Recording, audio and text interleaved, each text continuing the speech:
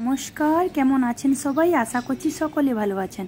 আমার একটা নতুন ভিডিওতে আপনাদেরকে জানাই ওয়েলকাম এবং অনেক অনেক ভালোবাসা। দেখুন বন্ধুরা, বাইরের ওয়েদারটা কেমন। আজকে একটু রোদ দেখাচ্ছে, কারণ কি এক সপ্তাহ ধরে টানা আমাদের এখানে বৃষ্টি, সেই কারণে জামাকাপড় একদম শুকনো হচ্ছে না। আমি এখানে সকাল থেকে ব্রেকফাস্টটা করিনি, এখানে এদিকে ব্রেকফাস্টটা করে নেব। বিছানাটাকে ভালো করে ঝেড়ে নিয়েছি, আমার মেয়েকে স্নান করাবো, তার আগে আমি রেডি করে রাখছি বিছানাটা।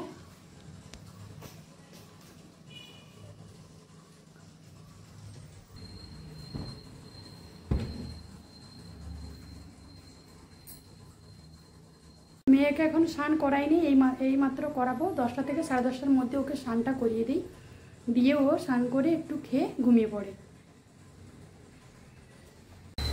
আমি ছাদের দিকে চলে এসেছি, অনেক দিন পর রোদের মুখটা দেখলাম বন্ধুরা। প্রায় টানা এক সপ্তাহ ধরে বৃষ্টি, মনটা খুব ভালো হয়ে গেল রোদ দেখে। সকলকে জানাই গণেশ পুজোর অনেক অনেক শুভেচ্ছা থাকলো আমার তরফ থেকে। এখনও রান্নাবান্না হয়নি, রান্নাবান্না করব। আজকে মনে হচ্ছে নিরামিষ হবে, আর বাড়িতে যেমন পুজো দেয় সেই রকম গণেশ পুজো হবে, এই আর কি। রান্নার দিকে চলে এসেছি, আর আমার মেয়েকে খাইয়ে ওকে একটু ঘুম পাড়িয়ে দিলাম। আর এইদিকে ওর থালা বাসনগুলো একটু ধুয়ে নিচ্ছি। আর এদিকে আমি কড়াই বসিয়ে দিয়েছি, আর এদিকে ভাত চাপিয়ে দিয়েছি। তাড়াহুড়ো করছি, ও ঘুম থেকে কখন উঠে পড়বে সেই কারণে। আর আমি তেল দিয়ে দিলাম, একটু ভেবেছি যে আজকে একটু পটল কেটেছি, পটল ভাজবো। আর এদিকে ভাতটা হয়ে এসেছে, একটু পটলগুলো ভেজে নিচ্ছি।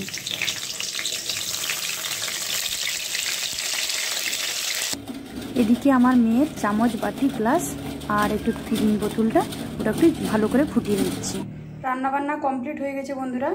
এই যে এখানে পটল ভেজেছি, এখানে হলো চাটনি, মুগ ডাল, আর একটু বাসন্তী পোলাও বানিয়েছি আজকে, আর হলো চানা পনির বানিয়েছি। এই হলো আজকে দুপুরের মেনু, মোটামুটি কমপ্লিট হয়ে গেছে।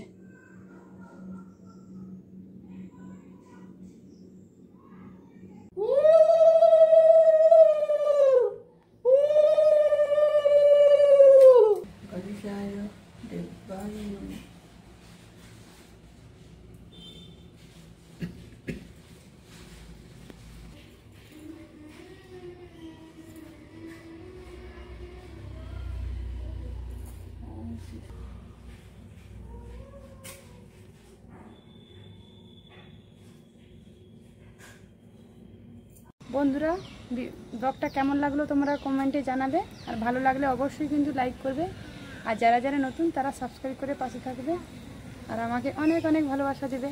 আজকের মতো ভিডিওটা এখানেই শেষ করলাম। সকলে ভালো থাকবেন, সুস্থ থাকবেন, সাবধানে থাকবেন। বাই বন্ধুরা, বাই করে দাও। ডাইনোসরকে খেয়ে নিচ্ছে কিন্তু চিবিয়ে।